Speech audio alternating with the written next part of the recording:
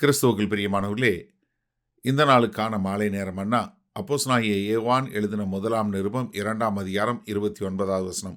1 யோவான் 2:29, 1 John 2:29. அவர் நீதியுள்ளவராய் இருக்கிறார் என்று உங்களுக்கு தெரிந்திருப்பதினால் நீதியை செய்கிறவனெவனும் அவரில் பிறந்தவன் என்று அறிந்திருக்கிறீர்கள். அதாவது கர்த்தர் ஒரு நீதிபரர் என்று உங்களுக்கு தெரிஞ்சிருந்தா நீங்கள் என்ன பண்ணுவீங்க? நீதி செய்கிறவனாக இருப்பீங்க. காரணம், நீங்கள் அவருடைய பிள்ளை.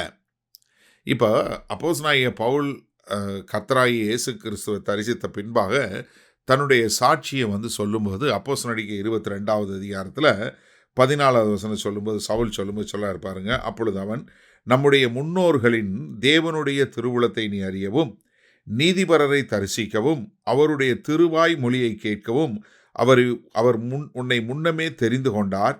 நீ கண்டவைகளையும் கேட்டவைகளையும் குறித்து சகல மனுஷருக்கு முன்பாக சாட்சியாய் இருப்பாய் அப்படின்னு சொல்லி அங்கே அனனியா மூலமாக கர்த்தர் பேசக்கூடிய ஒரு காரியத்தை நம்ம பார்க்குறோம். அதே மாதிரி யோவான் 7வது அதிகாரம் 18வது வசனத்தில் பார்க்கும்போது, சுயமாய் பேசுகிறவன் தன் சுய மகிமையை தேடுகிறான், தன்னை அனுப்பினவன் மகியை தேடுகிறவனோ உண்மையுள்ளவனாய் இருக்கிறான், அவனிடத்தில் அநீதி இல்லை. அப்போ என்ன, தேவன் நீதியுள்ளவர் என்று தெரிஞ்சிங்கன்னா நீங்கள் என்ன பண்ணுறீங்க? தேவன் நீதிபரனாக இருக்கிறது போல நீங்களும் நீதியான காரியங்களை செய்வீங்க. பேதுரு இதை மிக அழகாக நமக்கு விளக்கி காட்டுகிறார். 1 பேதுரு 1வது அதிகாரம் 3வது வசனத்தில் நம்ம என்ன பார்க்குறோம்?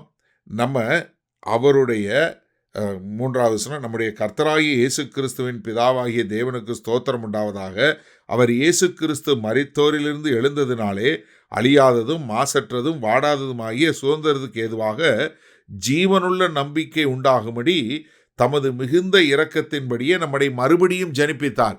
எப்படி? அவர் மறுபடியும் நம்மளை பிறக்க வச்சிட்டாரு. அதனால அவர் நீதிபரராக இருக்கிறதுனால, நம்ம அவருடைய பிள்ளைகளாக வந்ததுனால நம்மளும் நீதியை செய்கிறவர்களாய் இருக்கிறோம். அதே 1 பேதுரு 1வது அதிகாரத்தில் 13லிருந்து பாருங்கள். ஆகையால் நீங்கள் உங்கள் மனதின் அறையை கட்டிக்கொண்டு தெளிந்த புத்தியுள்ளவர்களாயிருந்து இயேசு கிறிஸ்து வெளிப்படும் போது உங்களுக்கு அளிக்கப்படும் கிருபையின் மேல் பூரண நம்பிக்கையுள்ளவர்களாய் இருங்கள். நீங்கள் முன்னே உங்கள் அறியாமையினாலே கொண்டிருந்த இச்சைகளின்படி இனி நடவாமல் கீழ்ப்படுகிற பிள்ளைகளாயிருந்து உங்களை அழைத்தவர் பரிசுத்தராய் இருக்கிறது போல நீங்களும் உங்கள் நடக்கைகள் எல்லாவற்றிலேயும் பரிசுத்தராய் இருங்கள். நான் பரிசுத்தர், ஆகையால் நீங்களும் பரிசுத்தராய் இருங்கள் என்று எழுதியிருக்கிறதே. அப்போ தேவன் நீதிபரராய் இருக்கிறார். அந்த நீதியுள்ளவராய் இருக்கிறவர் மூலமாக பிறந்த ஒரு பையன் என்னவாய் இருப்பான்? அவனும் நீதி செய்யக்கூடியவனாய் இருப்பான். அப்போ நீதி, தேவ நீதி என்று சொல்லக்கூடிய என்ன? தேவனுக்கு பிரியமான காரியங்களை செய்யக்கூடியது, தேவன் முன்பாக சரியாக நிற்பது என்பதுதான் தேவ நீதி. அப்போ தேவனுக்கு உகந்த காரியங்களை செய்கிறவன் எவனோ அவரில் பிறந்தவனாக இருப்பான், அவருடைய பிள்ளையாக இருப்பான். காரணம் என்ன? அவர் நீதிபரர். ஆமென். சரி, இப்போ நம்ம எப்படி இந்த வசனத்தை இன்றைக்கி நம்ம வாழ்க்கையில் எப்படி எடுத்துக்கொள்வது? இப்போ நீங்கள் கிறிஸ்தவனா இல்லையா என்பதற்கு ஒரு சின்ன டெஸ்ட்டு தாங்க, வேறு ஒன்றும் இல்லை.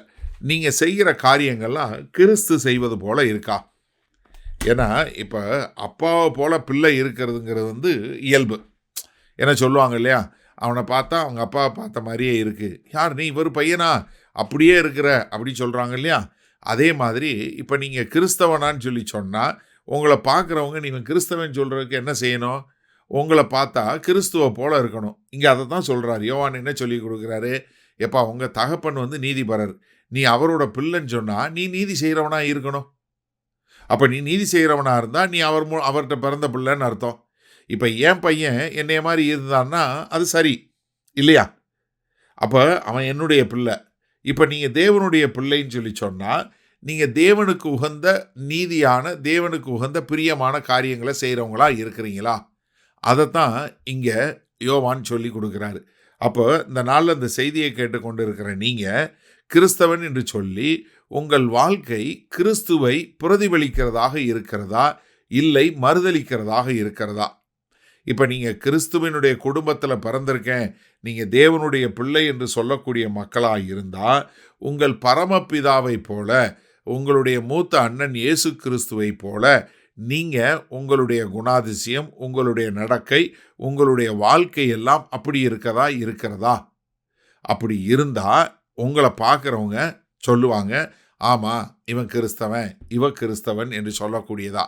அப்போ என்ன, நம்மளுடைய நடக்கை என்னவாக இருக்கணும்? நம்முடைய பரம தகப்பனை போல இருக்கணும். அப்போ நம்ம ஒவ்வொரு நாளும் நம்முடைய எண்ணங்கள் மறுரூபமாகி நம்முடைய செயல்கள் அதை பிரதிபலிக்கக்கூடிய ஒரு வாழ்க்கை வாழ ஒப்பு கொடுப்போமா?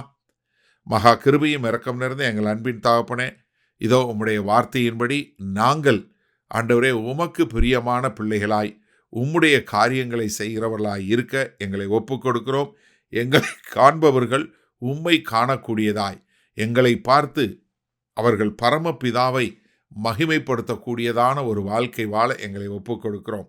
மீட்பெரும் இரட்சகருமாகிய இயேசு கிறிஸ்துவின் மூலம் பிதாவே, ஆமேன். கர்த்தர் உங்களை ஆசீர்வதிப்பாராக.